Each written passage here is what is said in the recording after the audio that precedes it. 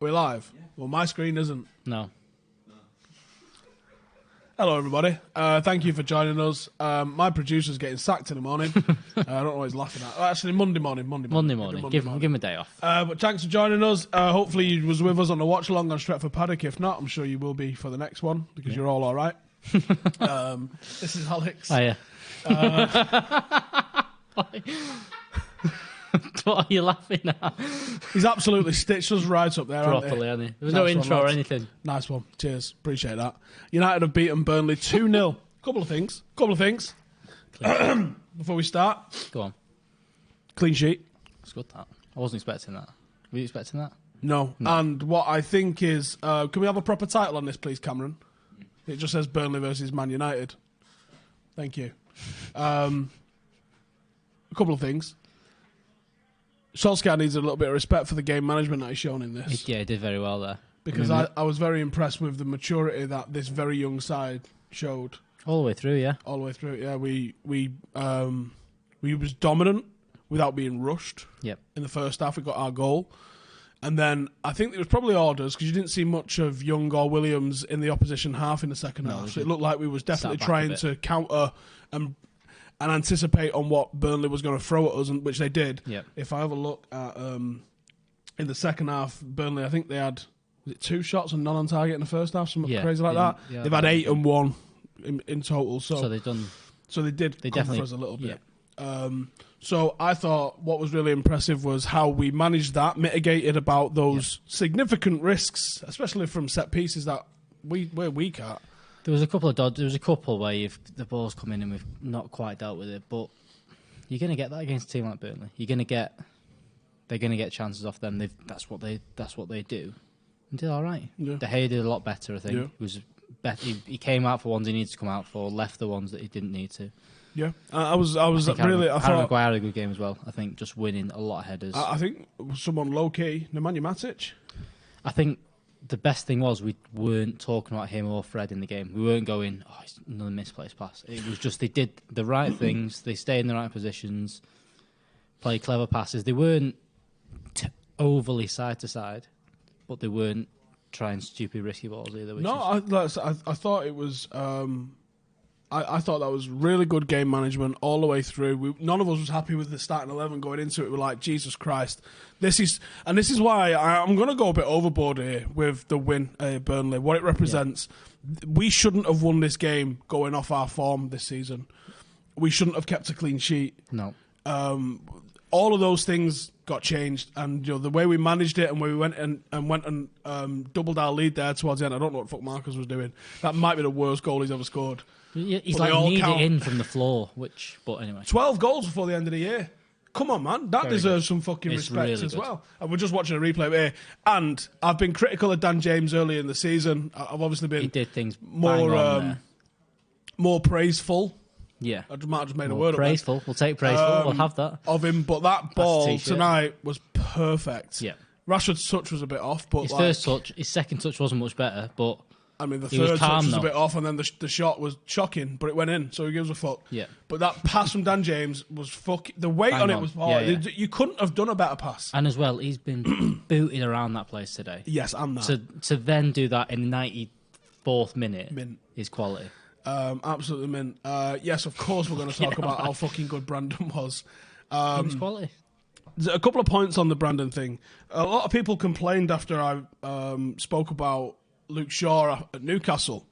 Now, Luke Shaw had the second highest number of touches of the ball, and for me, did fuck all with it. 90 passes he had, I think it was, out of 96. Something like that. So it was decent completion, but most of his fucking passes was just 5 yards back to no one, no danger, no risk in them. Yeah. He created no chances with 90 touches of the ball. And in a modern game, fullbacks need to create some chances. Especially in a game where we had, 72% possession, where... I think at one stage, Maguire was probably 30 yards away from goal. Your fullbacks are pushed on. They should be the ones creating possession. Especially when he's on the left-hand side where you've got Marcus, who's always going to cut inside. That width. He is your width on the left-hand side. He has to be doing it. You've seen so many times today where Brandon stayed out wide, did the right thing, and put a bit of quality in as well. There was the one earlier on, wasn't there, where it was highlighted as Maguire stepped in with the ball. Yeah. The movement of Williams created an opportunity. But he had half as many passes today as Shaw had against Newcastle, but he created 2 chances. I think he looked as solid, if not more solid, because of how more agile he is and fitter he is. But what he does with the ball, I mean, there was left foot crosses going in. This is a right-footed fullback. He's very good. Left foot crosses going in. He's always pushing. There's multiple times he's in the penalty box, which you can't say for Luke Shaw. And there's multiple times that he's busting a gut to get forward. He looks like he gives a fuck, and that goes a long, long way for me. It's huge, yeah. Like I said, Nemanja Matic, I've just gone through the stats of him. Very mature performance. The fact that we didn't even realise we had him in the team until like a couple of minutes before half time, excellent. James was good. Pereira's pressing today, impressive. If anything, Marshall and Rashford was probably our, I wouldn't say worst performers, but like maybe an off day for them both. And they've come away with a goal each. Again, that's where I think that's why Pereira's kept his place in the team. It's because he does work hard. For as much as he's a lot of times poor on the ball, he always puts a shift in. He always does the pressing. But the goals were fucking absolutely. Which is what you need. 2 top comments here. Right, that one. Traveller's Guidebook says crap victory. Yep. That's what. What do you mean? What the fuck are you on about? And 2, O'Sheen Griffin says, Howson, be honest, when Williams got booked for diving, did you scream? Well, if you go and have a look back at the watch-along and watch it back, I wasn't best pleased. He's called Mike Dean some nasty things. Yeah, I might not have been very happy with Mike Dean on that one. I don't think he had a great game, Mike Dean. He was I thought everyone had a good performance today, pretty much. Burnley away is one of them every single year. It's if you get a point out of it, you're probably not too displeased. But if you win and keep a clean sheet, 2-0. 2-0's excellent. It's quality. Like Burnley's a horrible place to go to. This was the game I looked at. Watford, I thought we was going to win there. I thought that's a real winnable game for us. We should go there and win. I thought we'd beat Newcastle. We looked at them 5 games and went Burnley. If anyone's going to drop points, probably Burnley away.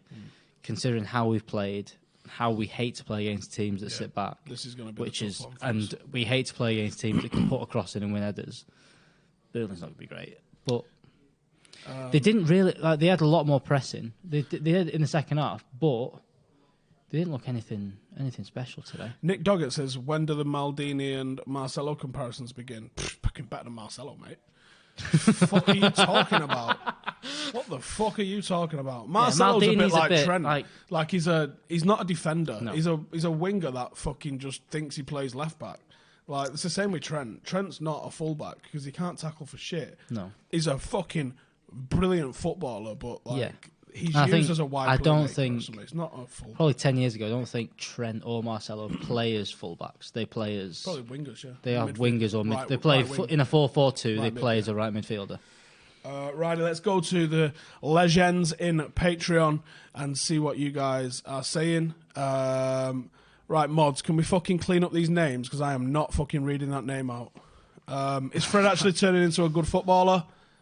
I think Fred is a good footballer, but his decision-making and probably confidence was... Yeah.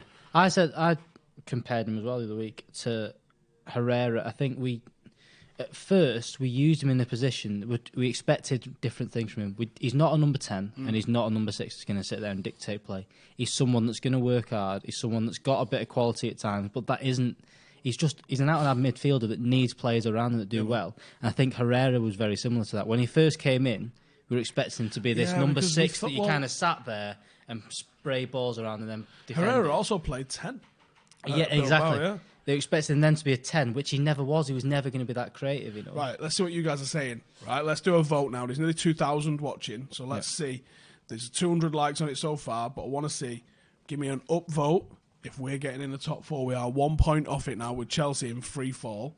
Give me a downvote if you don't think we're going to get in the top 4. So let's see what you guys are saying. I'm going to keep reading some of these out. For me, top 4, I think it's down to injuries from now on. I think if we can get everyone back, because McTominay could be out for a while.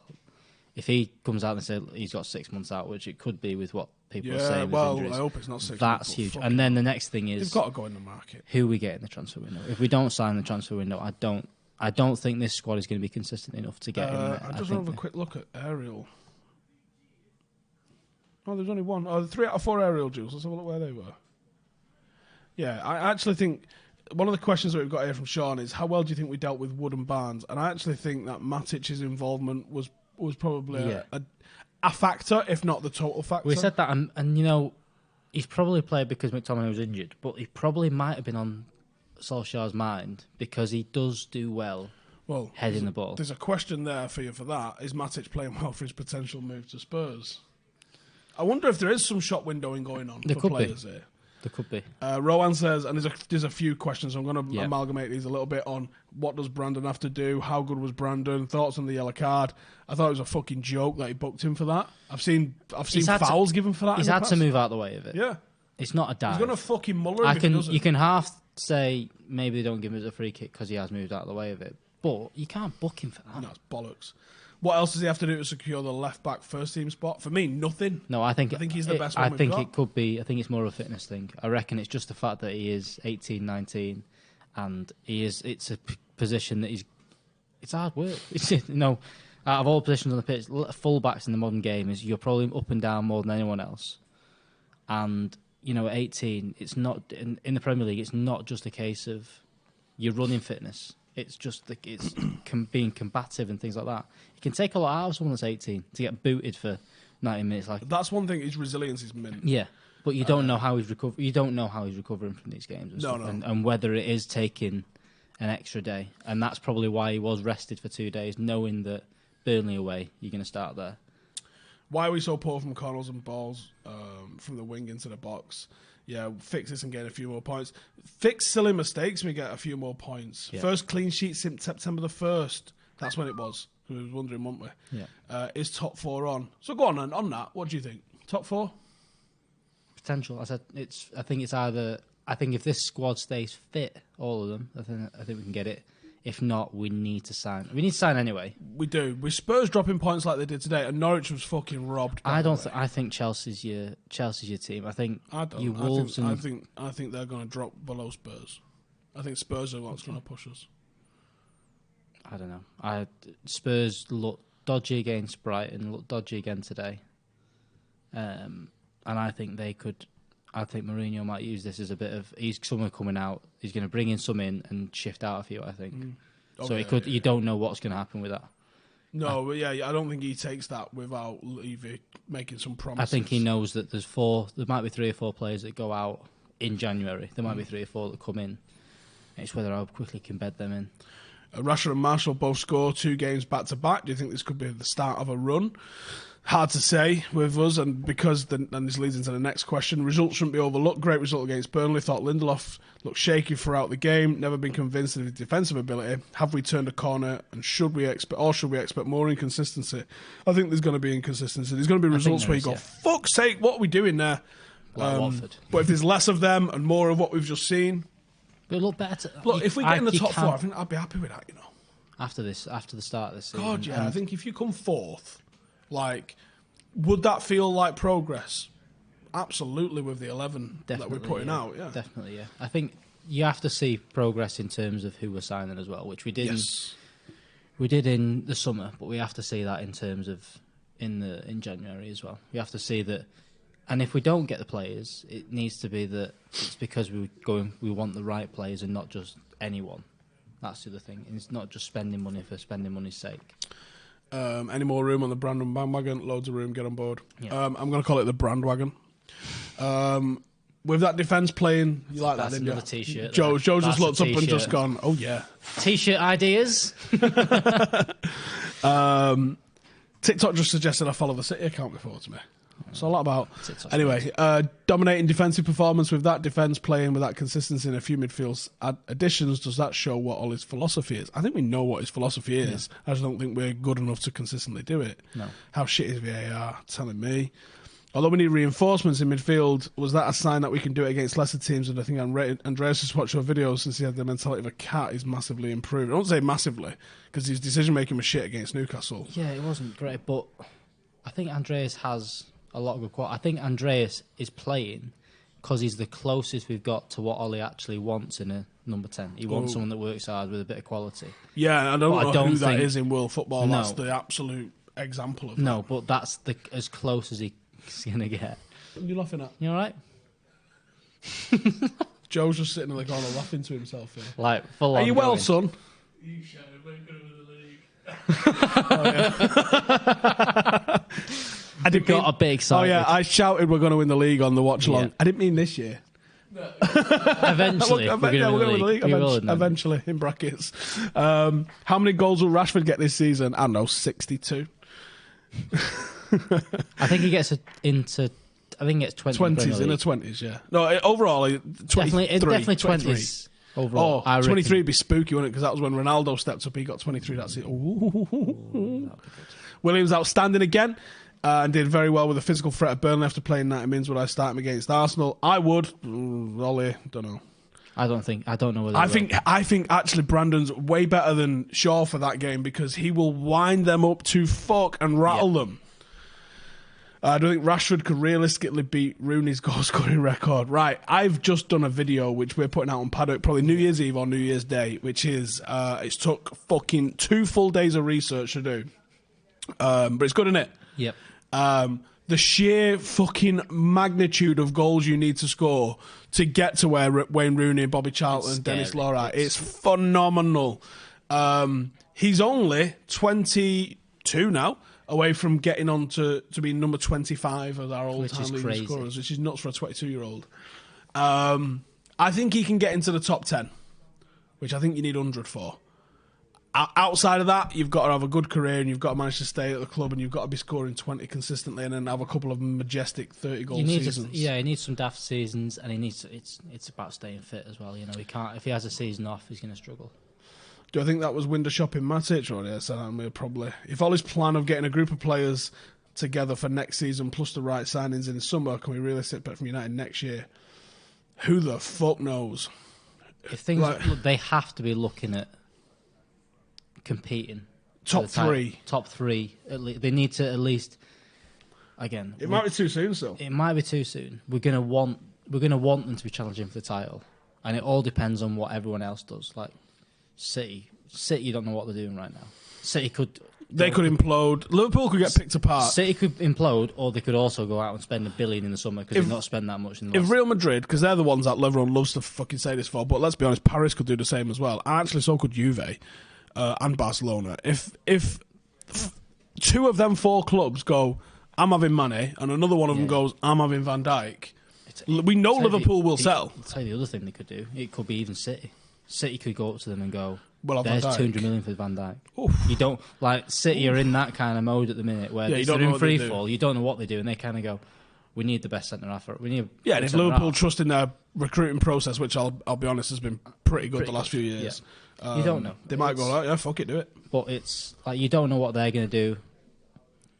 I think Liverpool, City are on their blip now. I think that this is probably going to be their change. This is going to be their transition. We'll see whether it's Pep that does it or not. Couple of comments there, one from Neur, one from Lewis, saying anything to the Pogba involvement, and is Pogba gone on Wednesday? I don't think he is. Gone on Wednesday? Shit, it's that close, isn't it? I think it's probably good. I'd be surprised if he's... Oh, shut up, Cam. I think Pogba will probably be involved. We have no idea what the script is with him. I don't think he's. Ollie's probably just been asked about it now, actually, because he was just on Sky then. But I don't think he's been. I don't think he's going to go in January. I don't think Madrid want to spend in January. I think they're going to wait until the summer, and then it might be a done deal in January. I think there's a good chance that he's agreed to go. Everything's going to go, done, potentially. But, no. Righty, I'm going to call it a day there, but Alex will be joined by Joe in a second if you want more and got more questions that you want to ask. They'll be over on Paddock. I'm going to go and do my... hang on.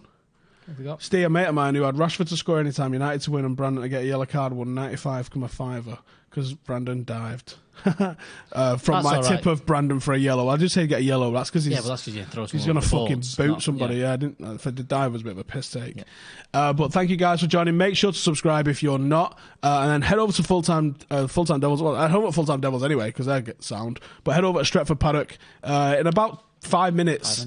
Because the lads are going to be going answering some more of your questions and. without going full Robbie Van Persie, trust me, there's some fucking moves happening with Stretford Paddock. It is going to be the place that you're watching all your United content from, as of like now. So get in the mix. Thanks for watching. Enjoy the fucking win, because we don't get many back-to-back. But let's go for a fucking another one against Arsenal. And I actually think if we beat Arsenal, and who's it after Arsenal? It's FA Cup after that. It's Wolves. Who's the and then it's a winnable game, isn't it? I know who it is. Is it like West Ham or something? Norwich. It is Norwich, yeah. Like, Norwich at home. You win them next 2 league games, and I think you put yourself in a fucking serious position to be able to go and do some stuff. So, up the fucking Reds. Enjoy the win. Have a good New Year, I guess, because it's probably be whenever when I fucking see you on a live video at least. But I'll see you in the next one in a bit.